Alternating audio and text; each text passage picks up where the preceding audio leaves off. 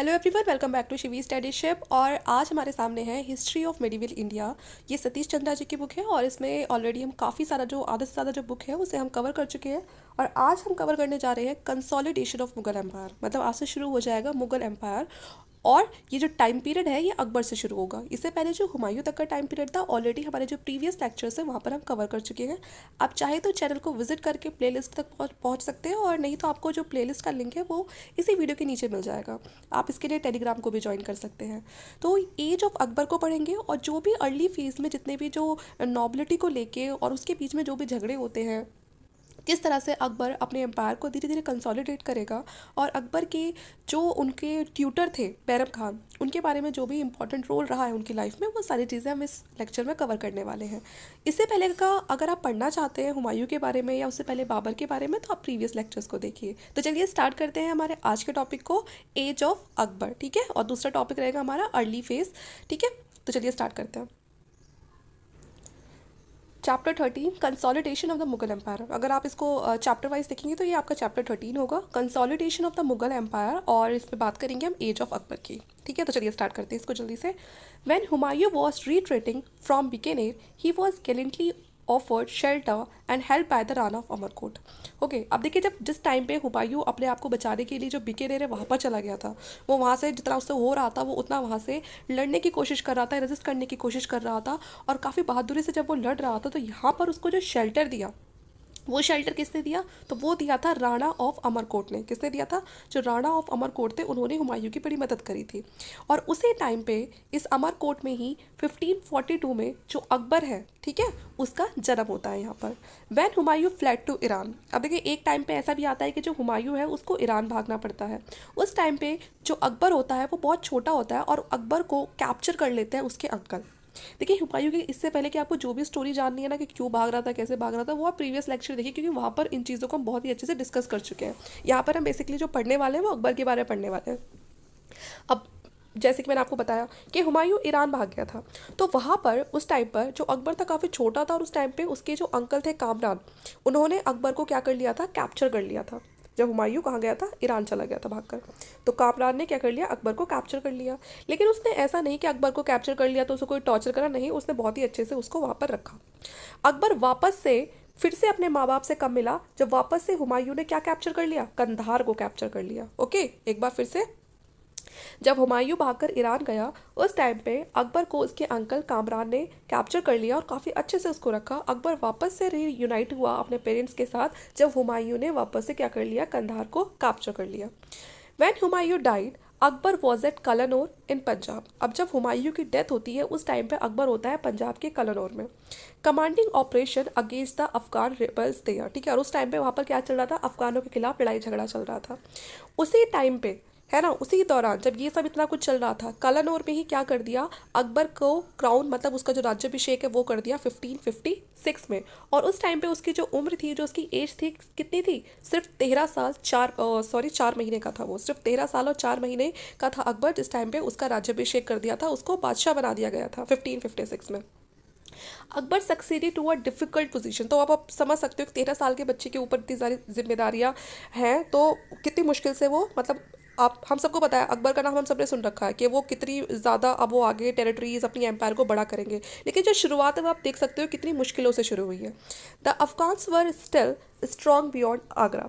अभी जिस टाइम पे आगरा में जिस टाइम पे अभी अकबर का वो तो हो गया, राज्याभिषेक तो हो गया, लेकिन जो अभी आगरा से बियॉन्ड जो दूसरे जो एरिया थे, है ना, वहाँ पर अभी भी जो अफगान्स थे वो काफ़ी ज़्यादा स्ट्रॉन्ग थे। Were regrouping their forces under the leadership of Hemu.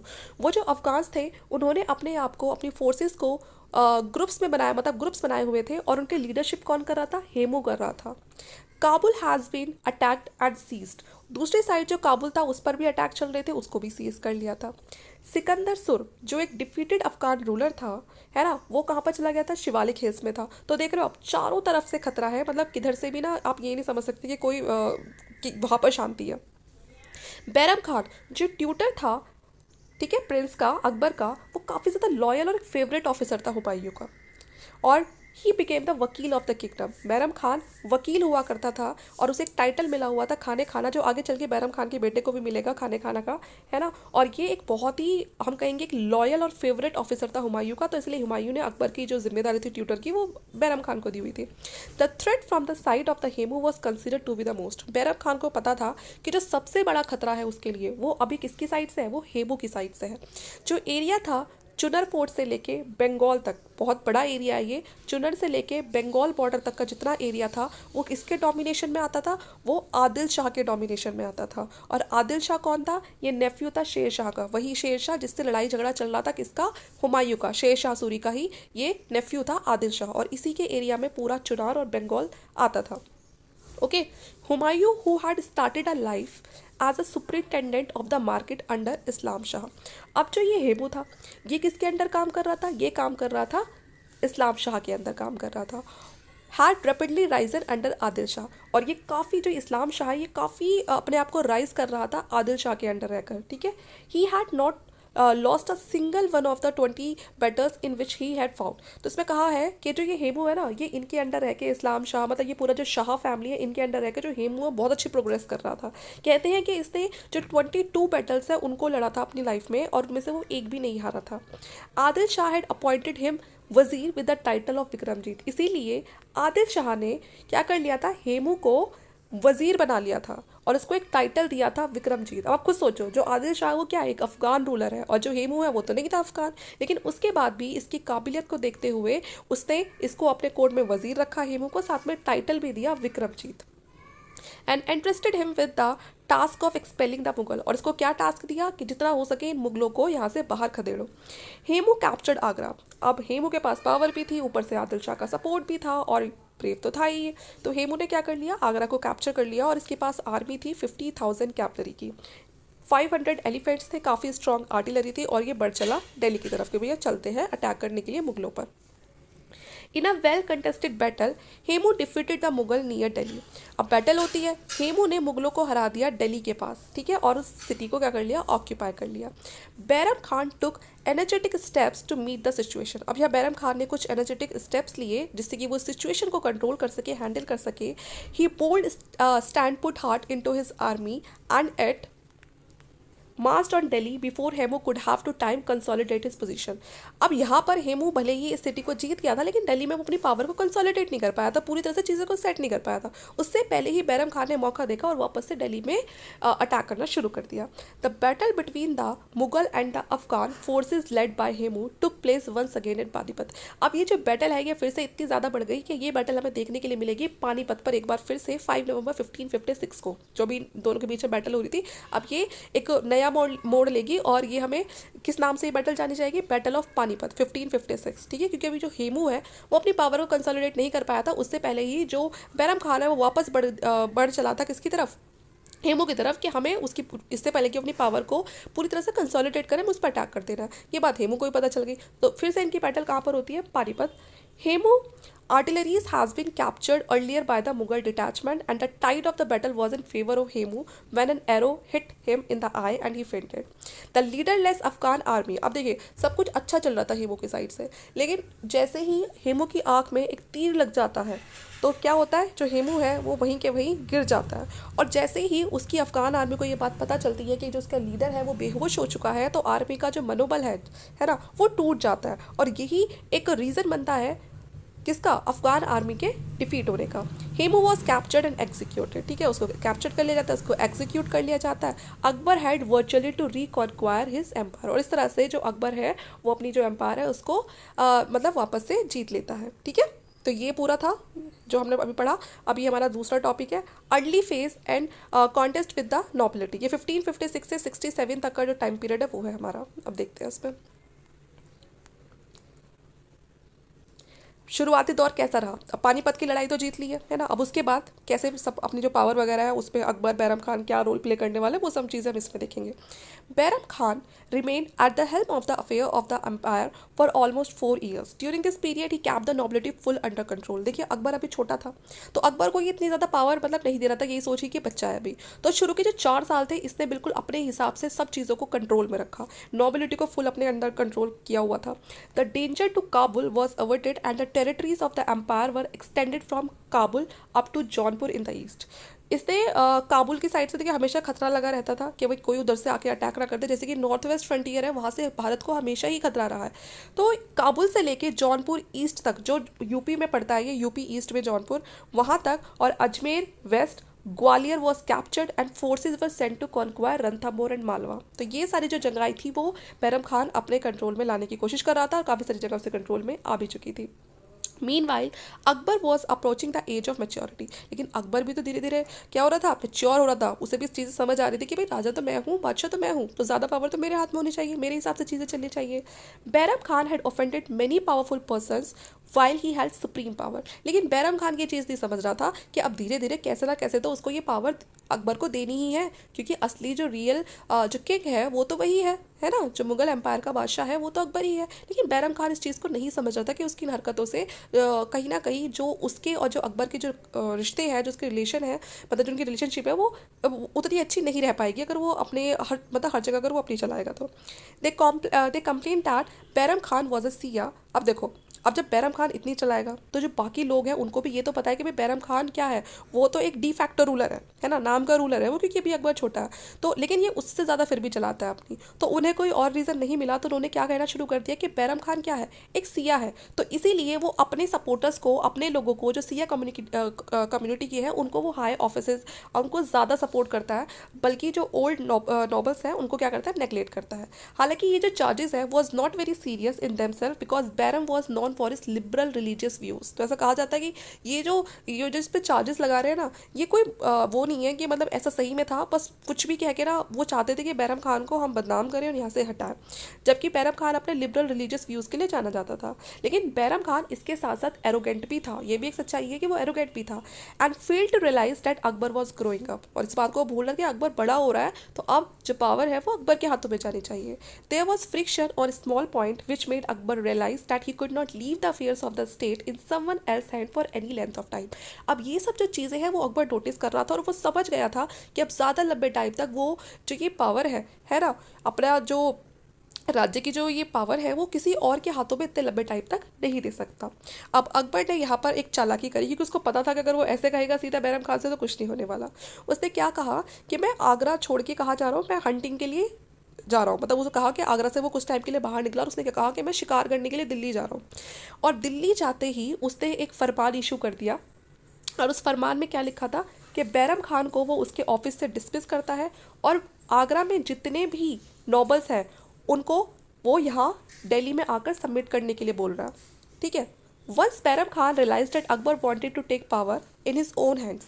अब बैरम खान को ये बात समझ आ गई कि जो अकबर है वो पावर को अपने हाथ में लेना चाह रहा है, भाई तभी उसने यहाँ से वो ऐसे निकल के गया है और वो वहाँ चला गया, दिल्ली चला गया, मुझे डिसमिस कर दिया, अब बाकी सारे नॉबल्स को बुला रहा है। तो ये बात अब तक को बैरम खान को समझ में आ चुकी थी। तो he was prepare to submit but his opponent were keen to dune him. अब यहाँ पर जो बैरम खान है वो तो इस बात को समझ गया था और वो उसने कहा कि ठीक है चलो मैं सबमिट कर दूंगा। लेकिन जो उसके विरोधी थे उसने क्या कर दिया, यहाँ पर बैरम खान को बहुत ज़्यादा ह्यूमिलेट करना शुरू कर दिया, कुछ लोगों ने इसको भड़काना शुरू कर दिया। ये जो चीज़ें हैं ये 6 महीने तक ऐसी चलती रही। फाइनली बैरम खान व फोर्स टू सबमिट, और आखिरी में जो बैरम खान है उसने खुद को सबमिट कर दिया। Akbar received him cordially and give him the option. अब लेकिन अकबर भी ऐसा नहीं था कि अकबर ने उसको ह्यूमिलेट करा, नहीं, अकबर ने उसके सामने कुछ ऑप्शन रखे और ऑप्शन ये था कि या तो आप कोर्ट में आके हमको सर्व करो, कोर्ट में आप काम करो हमारे लिए, है ना, या फिर आप बाहर चले जाओ। बाहर जाने का मतलब यहाँ था कि आप रिटायर हो जाओ और आप कहाँ चले जाओ, मक्का चले जाओ। ठीक है ना, मक्का मतलब जो उस पे जाते हैं ना, ये पिलग्रिमेज जो विजिट होती है ना उस पे जाता है, तो आप उस पे चले जाओ। ठीक है। Bairam Khan choose to go to Mecca. Bairam Khan ने यहाँ पर क्या चूज़ किया कि वो कहाँ जाएगा, वो मक्का जाएगा। How ever on his way, अब यहाँ पर अहमदाबाद में, ठीक है ना, पटन के आसपास क्या कर दिया जाता है, अफगान के द्वारा उसको मार दिया जाता है। अब ये बात जब अकबर को पता चलती है कि बैरम खान की हत्या हो चुकी है, तो बैरम खान की जो वाइफ होती है उसका जो छोटा सा बच्चा होता है, आप सबने देखा होगा, है ना, जोधा अकबर करके सीरियल आता था तो उसमें एक छोटा सा बच्चा होता था, तो वही कौन था, वही बैरम खान का बेटा था। तो मतलब उसमें बताया गया है पूरी जो स्टोरी है ये कैसे जो अकबर होता है वो बैरम खान की वाइफ से और उसके छोटे से बच्चे से उनको मतलब अपना लेता है, उसकी वाइफ से शादी कर लेता है बैरम खान की वाइफ से, and he brought up Bairam Khan child as his own, और बैरम खान के बच्चे को बिल्कुल अपने बच्चे की तरह वो रखता है, पालता है उसे। बाद में वही बच्चा हम किस नाम से पहचानते हैं उसको, अब्दुल रहीम खाने खाना के नाम से, उसी को। अभी तो जो को खाने खाना का टाइटल इससे पहले किसको मिल रहा था, बैरम खान को, लेकिन अब उसके बेटे अब्दुल रहीम खाने खाना को। आगे चल के आप देखोगे कि जो अकबर के 9 रत्न थे उनमें से एक ये भी था, अब्दुल रहीम। ठीक है। Akbar confrontation with Bairam Khan and the kind of treatment accorded to his family subsequently show some typical traits of Akbar's character. ठीक है, and he was relating once he had made his mind about a course of action but was prepared to go out of his way in being generous to an opponent who had submitted to him. देखिए, अब ये हमने जितनी भी story पढ़ ली अकबर की, इससे हमें कुछ चीज़ें क्लियर हो जाती है कि अकबर का जो नेचर था ना वो ऐसा था कि अगर वो कुछ ठान लिया करता था कि उसको ये चाहिए, अगर उसको ये करना है तो फिर उसको करना ही करना है, चाहे उसे फिर कुछ भी करना पड़े। लेकिन अगर उसका जो ओपोनेंट है, उसका जो विरोधी है, अगर वो उसकी बात मान जाता है तो वो ऐसा नहीं था कि उसको ह्यूमिलेट करता था या उसको मार दिया करता था। अगर वो उसके कहने पर चल रहा है तो वो उसको रिस्पेक्ट भी देता था। तो ये ऐसा था जो अकबर था। During Bairam's Khan rebellion, group and individual in the nobility had become politically active. देखिए, जिस टाइम पे बैरम खान रिबेलियन कर रहा था और कुछ ग्रुप, कुछ इंडिविजुअल थे नॉबिलिटी में, काफ़ी ज़्यादा पॉलिटिकली एक्टिव हो गए थे। होता ना कि एक तरफ अफरा तफरी मचती है तो उसको देख के बाकी 3-4 लोग तो अपने आप फ़ायदा उठा लेते हैं। They including Akbar's foster mother Mahamanga and her relation. इसमें जो महामंगा थी, हम सबने सीरियल और मूवी तो देखी है ना, महामंगा कैसी थी, कैसा कैरेक्टर था। तो ये भी क्या हो जाता है, काफ़ी पॉलिटिकली एक्टिव हो जाता है। महामंगा का जो बेटा था, soon withdrew from politics. Her son Adam Khan was an impetuous young man who assumed independence. जो महावंगा का जो बेटा था आदम खान, ये थोड़ा बड़ा हम कहेंगे बड़ा बदतमीज सा और अपने ही मन की करने वाला ऐसा इंसान था ये जो आदम खान था। और ये अपने आप को ये चाहता था कि मतलब मैं अपनी मनमर्जी का करूँ, अपने आप को बहुत इंडिपेंडेंट समझता था ये, कि अगर इसको कोई भी किसी जगह की अगर कमांड दे दी गई है तो ये अपने हिसाब से चलाना, किसी को वहाँ पर हम कहते हैं कि वो कहते हैं ना कि उसकी रिपोर्ट ना करना कि क्या चल रहा है वहाँ पर, सब कुछ अपने हिसाब से करना चाहता था ये। इसको एक बार एक्सपेडिशन दिया था मालवा का, वो भी अपने आप को वहाँ जाके सोच रहा है कि मैं इंडिपेंडेंट हो गया। Remove from the command he laid claim to the post of wazir, है ना। तो इसको इसकी कमांड से काफ़ी बार इसको रिमूव भी कर दिया जाता था और ये क्या चाहता था कि इसको वजीर बना दे। When this was not concede, लेकिन जब इसको ऐसा नहीं बनाया गया तो इसने क्या करा, जो उस टाइम पे जो अकबर का जो प्रेजेंट वजीर था उसको इसने क्या कर दिया, उसको इसने यहाँ पर चाकू मार दिया। ठीक है। Akbar was enraged and had him thrown down to the death from the parapet of the fort. अब जब अकबर को ये बात पता चली कि इसने आदम खान ने जो उनका वजीर है उसको मार दिया है, तो अकबर को बहुत गुस्सा आया और अकबर ने फोर्ट की छत से इसको बार बार फेंका नीचे जब तक ये मर नहीं गया। ठीक है। 1561 में जिन्होंने मूवीज़ या सीरियल देखा है, अगर जोधा अकबर का मूवी या कोई सीरियल देखी है तो उनको ये चीज़ बहुत अच्छे से पता होगी। However, it was many years before Akbar was established authority fully. तो ये काफ़ी पहले की बातें हैं, जब तक मतलब अकबर की जो अथॉरिटी थी वो सब जगह नहीं फैली थी और ना वो इतनी ज़्यादा अभी क्या कहते हैं, एक जो होता है ना बाद वाला जो टाइम आएगा उसके जितनी पावरफुल भी नहीं थी। The Uzbek formed a powerful group in the nobility. इस टाइम पे जो नॉबिलिटी में थे वो उज़्बेक ज़्यादा थे, उन्होंने अपना एक पावरफुल ग्रुप बना लिया था। They held important position in the eastern Uttar Pradesh, और ये लोग कहाँ पर थे, ईस्टर्न उत्तर प्रदेश में, Bihar, Malwa. Although they had served the empire well and subduing the powerful Afghan group in those area, और ये जहाँ पर भी थे काफ़ी अच्छा काम कर रहे थे वहाँ पर, और ये किसको दबाने का काम कर रहे थे, ये अफगान ग्रुप को, ये क्योंकि उज़्बेक थे, है ना, ये अफगान ग्रुप्स को उन एरिया में दबाने का काम कर रहे थे। They had become arrogant and were defying the young ruler. Between 1561 and 1567 they broke out in the rebellion several time, forcing Akbar to take the field against them. Each time Akbar was induce to pardon them. अब देखिए तो ये लोग क्या करते थे, देखो अकबर ऐसा इंसान था कि अगर कोई अपनी गलती मान रहा है ना तो उसको माफ़ कर दिया करता था। लेकिन अभी एक टाइम ऐसा आ गया था, अकबर भी ये था कि मतलब मैं इनको कब तक माफ़ करूँगा। वैन दे अगेन रिबेल, तो जब ये लोग जो थे अफगान ग्रुप्स, ये लोग थे, अगर ये जब रिबेल वगैरह करते थे तो अकबर ने इनको 1-2 बार माफ़ करा कि ठीक है माफ़ी मांग रहे हैं तो। लेकिन जब इन्होंने दोबारा रिबेलियन किया 1565 में, Akbar was so exasperated that he want to make Jaunpur is capital. उसने क्या करा कि अब मैं वहीं जाकर रहूँगा जहाँ पर ही सबसे ज़्यादा दंगे हो रहे हैं, है ना। और उसने क्या करा, जौनपुर को अपनी कैपिटल बना लिया और उसने कहा कि जब तक मैं यहाँ से इस पूरे रिबेलियन को उखाड़ नहीं फेंकता मैं तब तक इसी को अपनी कैपिटल बना के रखूँगा। Meanwhile rebellion by the Mirzapur who were Timurids. अब दूसरी साइड जो रिबेलियन था वो मिर्जाज ने स्टार्ट कर दिया था, जो टिमोरिड्स थे जो अकबर से रिलेटेड थे। और ये कैसे रिलेटेड थे, तो ये बाय मैरिज, ठीक है ना, तो ये उनसे रिलेटेड थे कि शादी वाले संबंध थे। Through the areas west of the modern Uttar Pradesh. और ये कौन सा एरिया था जहाँ पर ये लोग बदतमीजी कर रहे थे, जो ये मिर्जाज थे, ये थे जो मॉडर्न उत्तर प्रदेश वाला एरिया था। Encourage by this rebellion Akbar's half brother. और ये जो रिबेलियन था ये कोई और नहीं बल्कि जो अकबर का हाफ ब्रदर था वही क्या कर रहा था, इनको भड़का रहा था। ठीक है। आगे देखते हैं। अकबर्स हाफ ब्रदर मिर्जा हकीम, तो ये कर रहा था ये, who had seize control of Kabul, है ना, और इसने क्या कर लिया था, इसके पास काबुल का कंट्रोल था, advance into Punjab and seize Lahore, तो इसके पास काबुल का कंट्रोल था, लेकिन धीरे धीरे क्या कर रहा था ये, पंजाब और लाहौर, मतलब जिस टाइम पे जो अकबर है उसने जौनपुर को अपनी कैपिटल बना लिया था, तो ये जो मिर्ज़ा हकीम है ये दूसरा फ़ायदा उठा रहा है, ये और इंडिया के अंदर घुसता चला आ रहा है। Uzbek rebels nobles formally proclaimed him their ruler, और जो उज़्बेक रिबेल्स नोबल थे, जो उज़्बेक्स थे, जो यहाँ पर रिबेल कर रहे थे बीच बीच में, क्योंकि हर किसी का ना अपना फ़ायदा देखने की लग रही थी, तो जैसे ही अकबर अगर इधर उधर जाया करता था तो क्या करते थे ये लोग, अपने जो उनका कोई फेवरेट रूलर है तो उसको ही क्या सोचते थे कि हम इसको यहाँ पर क्या कर लेते हैं, इसको प्रोक्लेम कर देते हैं कि ये हमारा रूलर बनेगा। This was the most serious crisis Akbar had to face since Hemu capture of Delhi. ठीक है, तो अब यहाँ चारों तरफ लड़ाई झगड़े चल रहे हैं। अगर उधर देखो काबुल में देखो तो जो उसका अकबर का खुद का भाई है मिर्ज़ा हकीम, वो दंगे कर रहा है। इधर चले जाओ ईस्टर्न साइड पे चले जाओ तो वहाँ पर जो अफगान रूलर्स है वो उसको परेशान कर रहे हैं। अब यहाँ पर अकबर ने एक एक करके सबको यहाँ पर क्या कर दिया, अब धीरे धीरे उनको सीरियस लेना शुरू करा और एक एक करके सबको हटाएगा। This was the most serious crisis Akbar had to face since Hemu's capture of Delhi. ये अब तक का सबसे बड़ा ऐसा टाइम था जो अकबर ने फेस किया था जब से जो हेमू है उसको मार के दिल्ली को कैप्चर किया था।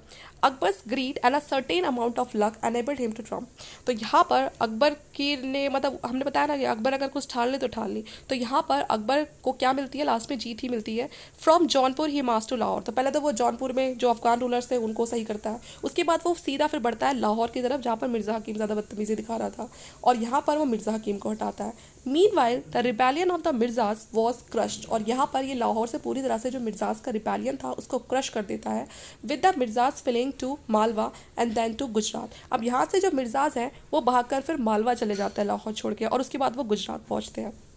Akbar march back from Lahore to Jaunpur, Akbar वापस फिर लाहौर से इन सबको सेट करके, ठीक है ना, इनको यहाँ से लाहौर से भगा के फिर वो वापस जौनपुर जाता है। ठीक है, crossing the river Yamuna near Allahabad at the height of the rainy season. अब जब ये जाता है तो यहाँ पर देखो ये से यमुना रिवर भी क्रॉस करनी पड़ती है इलाहाबाद के आसपास। And he surprise the rebel led by the Uzbek nobles and completely rooted dam, ठीक है, और यहाँ से देखो इसका तो बिल्कुल सफाया कर दिया इसने। ठीक है, the Uzbek leaders were killed in the battle and thus bringing their protected rebellion to an and.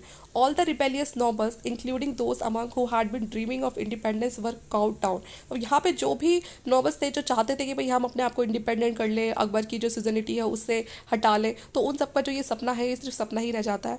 Akbar was now free to concentrate on the expansion of empire, और यहाँ पर जो अकबर है वो पूरी तरह से फ्री हो जाता है कि वो अपने एम्पायर को एक्सपेंड कर सके, क्योंकि किसी भी एम्पायर का एक लंबे टाइम तक टिके रहना और पावरफुल रहना वो तब तक ही होता है जब तक वो एक्सपेंड कर रही है ना, एक लिमिटेड एरिया तक जब तक वो एक्सपेंड कर रही है। अगर वो एक्सपेंड करना छोड़ देगी तो क्या होगा, उसके आसपास के जो लोग हैं वो मजबूत हो जाएंगे। तो वो जो गलती है वो अकबर ने कभी नहीं करी, और उसने अब सबको, अपने जो दुश्मन हैं उनको, जो भी रिबेल कर रहे थे या जो अकबर की जो सुजनिटी है उसको मानने से मना कर रहे थे, सबसे पहले तो उसने उन्हीं को शांत किया, या फिर उनको अपने बातों को सब, मतलब उन्हें समझा के कि ठीक है तुम जहाँ रूल कर रहे हो कर लो, लेकिन तुम्हें मेरी अधीनता को मानना पड़ेगा जैसे मैं कह रहा हूँ। तो बहुत सारे रूलर्स ऐसे थे, उन्हें पता था कि वो अकबर से नहीं जीत पाएंगे, तो इसलिए उन्होंने अकबर की बात को मान लिया। तो ऐसे अकबर ने जितने भी जो रिबेलियन वगैरह हो रहे थे उनको स्टॉप किया, और साथ में अब से पूरी तरह से वो कंसंट्रेट कर सकता था अपने एम्पायर को बढ़ाने के लिए।